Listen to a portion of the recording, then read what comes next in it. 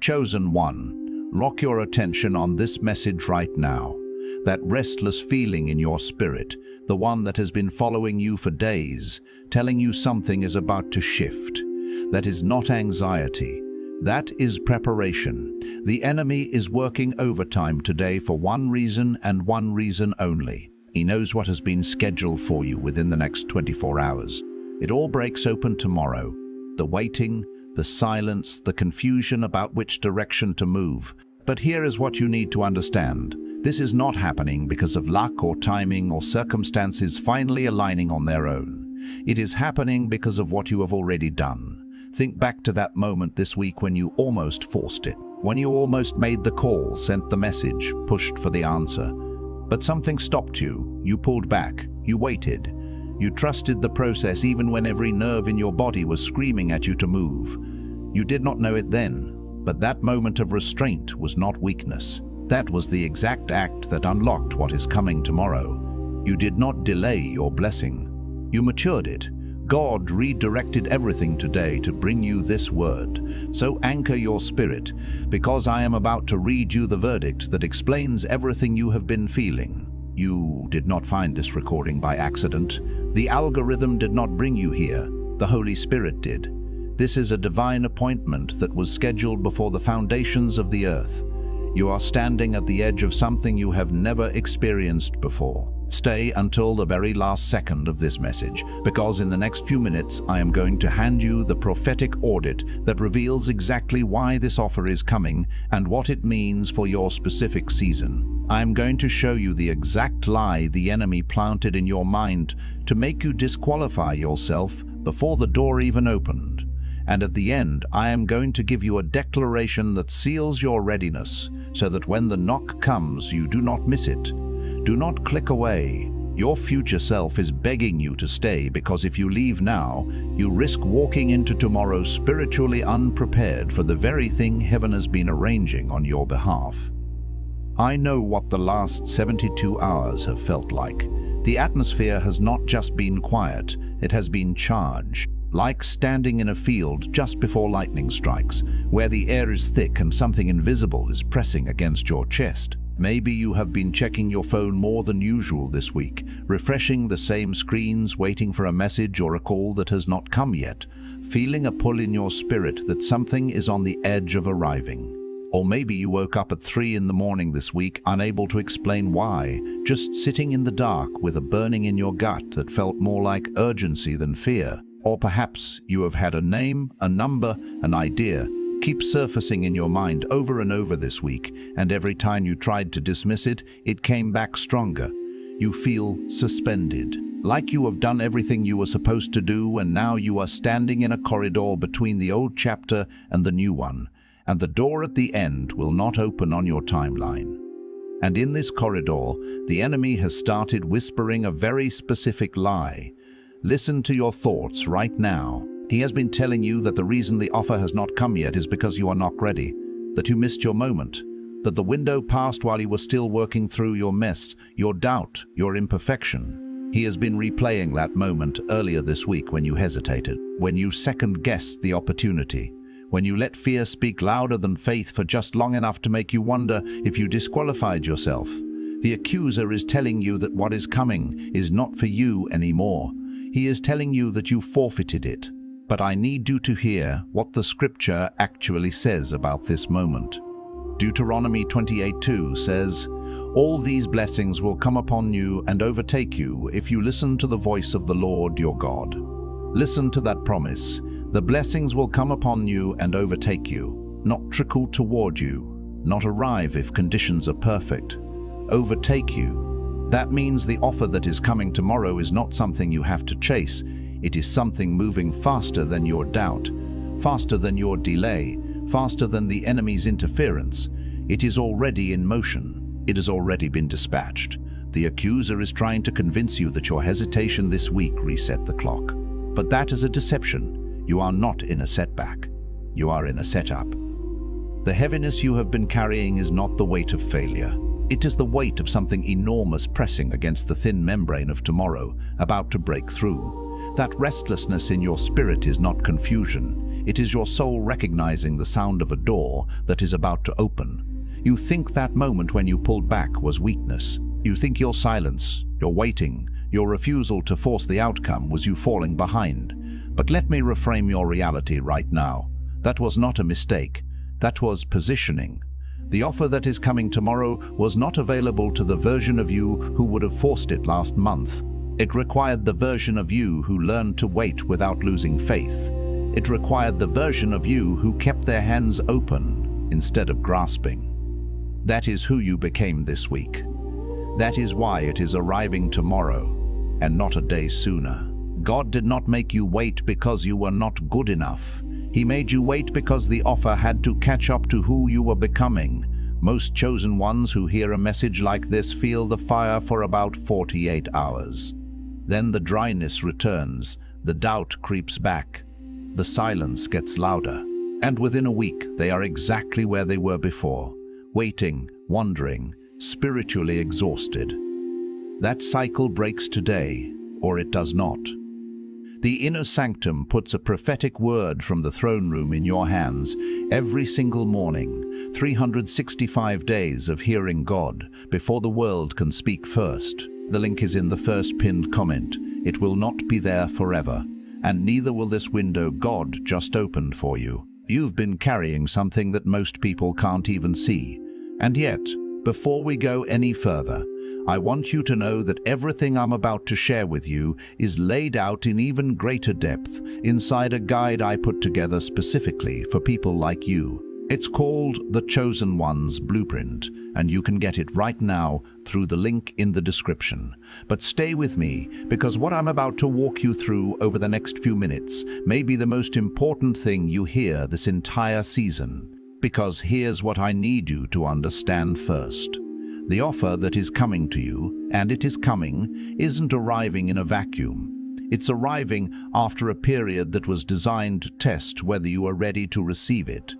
That's the part most people skip over. They want the blessing without understanding the architecture of the preparation. They want the door to open without recognizing that every closed door before it was quietly building their capacity to walk through it without flinching. It's like a sculptor carefully chipping away at a block of marble, not to destroy it, but to reveal the magnificent form hidden within. Each strike of the chisel, each seemingly harsh reduction, is actually a step closer to the masterpiece. This season of waiting, this period of seeming inactivity, is that divine sculpting. It's not about emptiness, but about becoming exquisitely receptive. Think about Moses, 40 years on the backside of the desert, not 40 days, 40 years, 40 years. And in that season, from the outside, it looked like nothing was happening. It looked like delay. It looked like God had moved on without him. But the desert wasn't punishment. It was formation. Every sunrise he watched alone. Every conversation he had with only sheep and silence. Every moment he thought he had been forgotten. It was all building something in him that the palace in Egypt never could have. The starkness of the wilderness, the unrelenting sun, the quiet rhythm of the flock. These were the elements that forged his patience, his resilience, his deep capacity for listening. He learned the language of the wind, the wisdom of the stars, and the profound stillness that precedes divine encounter. And when the burning bush appeared, he didn't run from it.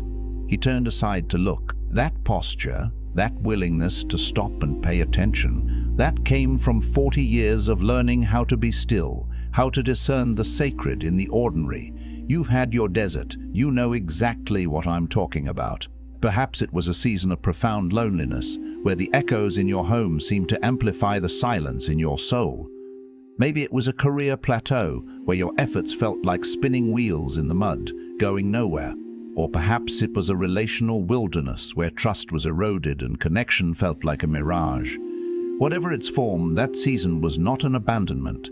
It was an anvil upon which your spirit was being tempered, shaped, and prepared for a weight you could not have carried otherwise. But here's where it goes deeper. The desert doesn't just build endurance, it rewires your discernment.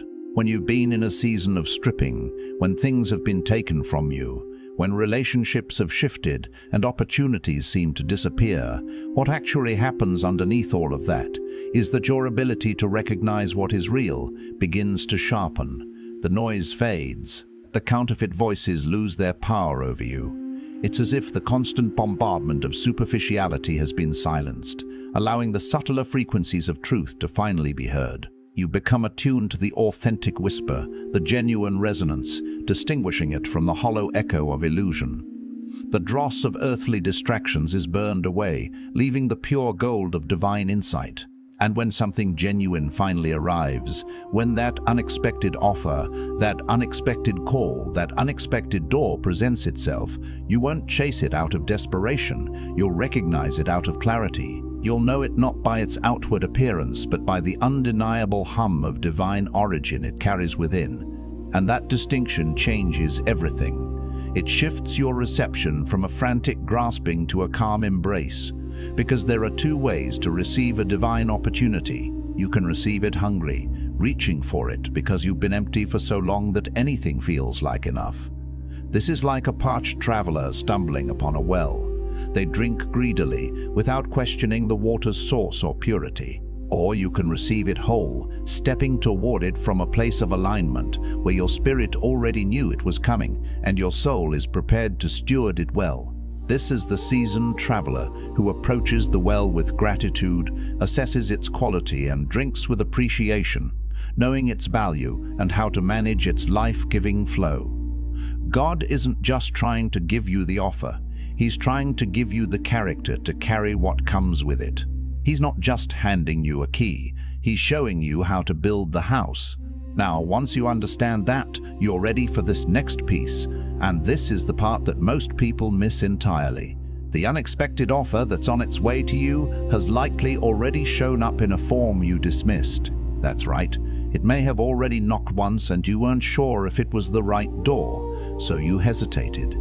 Perhaps it was a quiet suggestion whispered in a dream, a seemingly random encounter with a stranger, or an idea that flickered at the edge of your consciousness. Or someone mentioned something in passing, a name, a connection, an idea, and something in you stirred, a deep knowing that vibrated within your core, but your fear dressed itself up as wisdom and said, "Not yet. You're not ready. Wait until things are more certain." And you listened to that voice because it sounded reasonable. It sounded careful. It sounded like it was protecting you. It spoke the language of caution, the dialect of self-preservation, but its root was not safety, but scarcity. But protection and fear are not the same thing, even when they use the same words. Fear masquerades as prudence, as wisdom, as practicality, but its aim is to keep you small and contained, to prevent you from stepping into the fullness of what you are meant to be. True divine protection operates differently. It doesn't build walls of limitation, but wings of courage. Joseph understood this. When the opportunity came to interpret Pharaoh's dream, he had every reason to shrink back. He was a prisoner. He was forgotten. He had been lied about, betrayed and discarded by nearly everyone who was supposed to love him. Imagine the weight of those years in the pit, the indignity of slavery, the false accusations that had branded him. And yet, when the door cracked open, when the cupbearer finally remembered him and brought him before the king, he didn't let his history make him small. He stepped forward with full confidence and said, "It is not in me. God will give Pharaoh an answer." That's not arrogance. That's divine alignment. He knew who he was because the desert had already stripped away who he wasn't. The dross of his former identity, the pretense, the self-reliance that had failed him, had been burned away. He was left with the pure, unadulterated truth of his connection to the divine. And because of that, in one moment, everything shifted. His perceived weakness became his strength, his imprisonment, his pathway to power. Your shift is closer than you think. Stay with me, because here's where the journey deepens in a way that may challenge you. And I want you to sit with this, rather than skip past it. Most people in a waiting season focus entirely on the outer world. They're watching for signs, they're praying for confirmation, they're looking for the offer to come from the outside. They're scanning the horizon for a ship when the treasure might be buried in their own backyard. And while all of that has its place, what heaven is watching for is what's happening on the inside. Specifically, are you in alignment? Not just spiritually, not just emotionally, but in your daily habits, your private thoughts, and the conversations you're having with yourself when no one else is listening. This is the internal landscape, the fertile ground where the seeds of your future are either watered or left to wither. Because alignment isn't a feeling, it's a frequency. It's the harmonious vibration of your inner world, matching the divine intention being released towards you. And the frequency you carry right now is either preparing the atmosphere for what's coming, or it's creating static that delays the signal. Think of it like tuning into a radio station. If your receiver is out of sync, if it's filled with static and interference, you'll never clearly hear the broadcast. You'll have to adjust your internal dials, clear the interference, and tune into the precise frequency of divine grace. Coming up, there's a hidden agreement most chosen people have made without realizing it. And it is the single thing standing between them and receiving what's already been released for them. Don't go anywhere. But before we get there, let's talk about preparation. Because the way you prepare in this final window before the offer arrives is not what you might expect. Most people think preparation means doing more, praying more, working harder, pushing with greater intensity. They believe that if they just try harder, push more, strain more, they can somehow force the blessing into existence. And while diligence has its place, there's a form of preparation that looks like rest, looks like trust, looks like releasing the grip you've had on the outcome. It's counterintuitive, isn't it? In a world that celebrates constant striving, true divine preparation often involves surrender and stillness. The prophet Elijah, after one of the greatest spiritual victories of his life on Mount Carmel, collapsed under a juniper tree and told God he was done. He didn't prepare with a war cry or a strategic plan for the next battle. He prepared with sleep, with food, with the quiet voice of an angel that said, "Arise and eat, because the journey is too great for you." The preparation for your next level sometimes comes in the form of restoration, not exertion. It's about being refueled, not simply pushed harder. And if you've been running on empty, pushing through exhaustion, trying to manufacture momentum with sheer willpower, heaven may be asking you to stop long enough to be refueled, to allow divine strength to replenish your depleted reserves. The offer isn't going to pass you by because you rested. It's going to find you because you were finally still enough to hear it. Like a sailor waiting for the wind, sometimes the greatest preparation is to simply be in the right harbor, with sails unfurled, ready for the breeze when it comes. And this brings us to something even more confrontational, the hidden agreement. This is the one most chosen people don't want to acknowledge, because it's subtle and because it has kept them safe. There is an agreement that lives somewhere between disappointment and self-protection. And it sounds like this: I'm not going to expect too much, because if I do, and it doesn't happen, I won't survive that. That's the agreement. It's not doubt. It's not even unbelief. It's preemptive grief. It's the soul protecting itself from another round of hoping and not receiving. It's like wearing a shield so heavy you can barely lift your sword. And it feels wise. It feels responsible. It whispers promises of security, of insulation from pain. But what it actually does is close the hand that was meant to receive.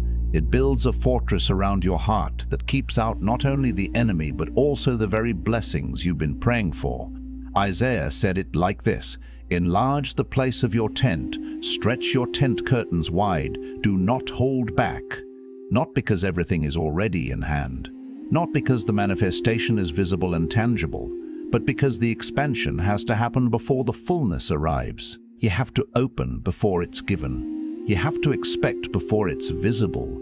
It's like preparing a vast banquet hall before the guests are even invited, and that requires a specific kind of courage that most people will never access, because they've been hurt too many times, and they've decided that small is safer.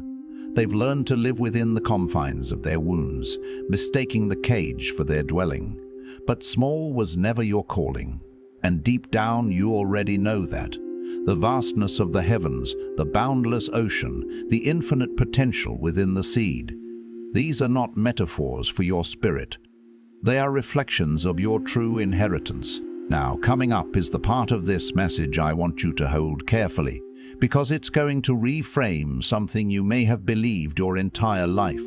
The thing that you thought was your weakness may be the very thing heaven has been sharpening into your greatest weapon. Here's what I mean. The areas where you felt most exposed, the places where you've been most misunderstood, most overlooked, most underestimated, those are not liabilities in the kingdom economy. They are the exact coordinates where your anointing is most concentrated. They are the fertile ground where divine power can be most powerfully demonstrated.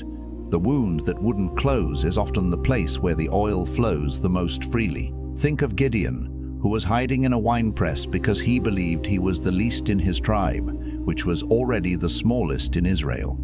His perceived insignificance was so profound, he was trying to thresh grain in secret, in shame, and the angel didn't appear to him to correct that perspective, to tell him he was wrong. The angel appeared and said, "The Lord is with you, mighty warrior." Before Gideon changed, before he believed it, before he had any evidence to support it, God declared who he was from the inside of the very thing Gideon thought disqualified him. His weakness, his fear, his smallness, these were the very conditions under which God's strength could be made perfect. Your perceived insignificance has been a staging ground, not a final sentence. It has been the quiet darkness where the seed of your destiny was being sown, waiting for the right season to sprout. And here is where it gets unexpected, because what I'm about to say runs counter to almost everything the self-development world will tell you. You don't have to become something different to receive what's coming. You don't have to fix everything. You don't have to arrive at some polished, perfected version of yourself before the door opens. The offer coming toward you is not contingent on your completion. It's contingent on your availability. Are you available? Not in your schedule, which is often overbooked and overflowing. In your spirit, have you released the idea that you have to earn this, that your worthiness is tied to your performance? Because grace, by its very nature, doesn't operate on a merit system. It's a gift. It's freely given. The moment you stop trying to qualify yourself, to earn your place at the table, and simply make yourself available to what God has already authorized, to what He has already released, the atmosphere shifts, the conversation changes, and suddenly, what was delayed begins to accelerate, not because you finally became worthy, but because you finally became open. But here's the part you probably didn't see coming, the final layer, the thing beneath everything else. After all of this, after the preparation, the alignment, the breaking of hidden agreements, the recognition of where your anointing lives, the real thing standing between you and your breakthrough is not the enemy, and it is not your past, and it is not the people who didn't believe in you. It is the version of yourself that became comfortable with almost.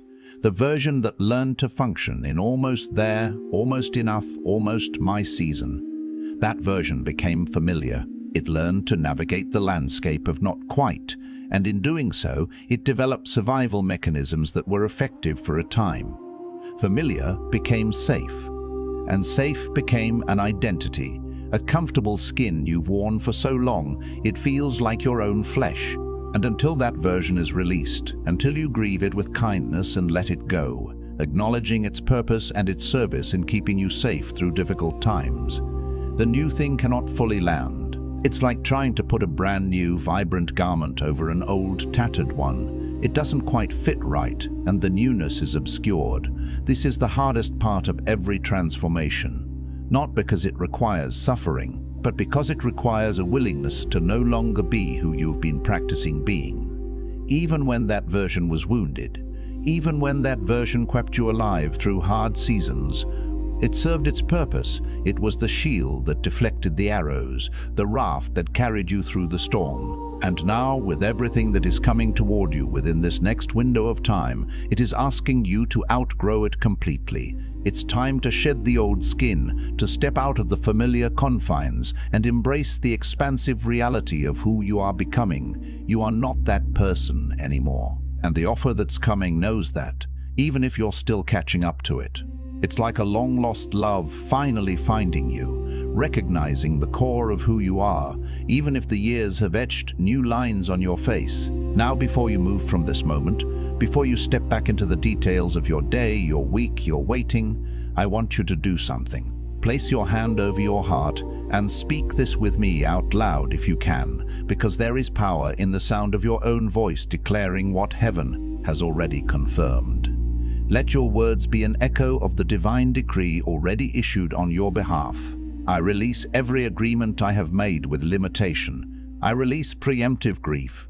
I release the version of me that learned to survive on almost.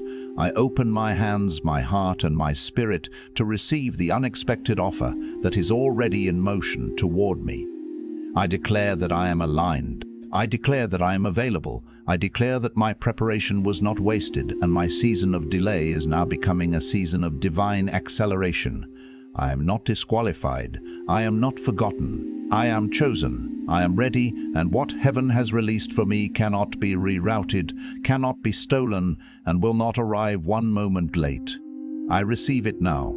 I walk forward in faith, and I trust the God who knew my name before the world knew my face.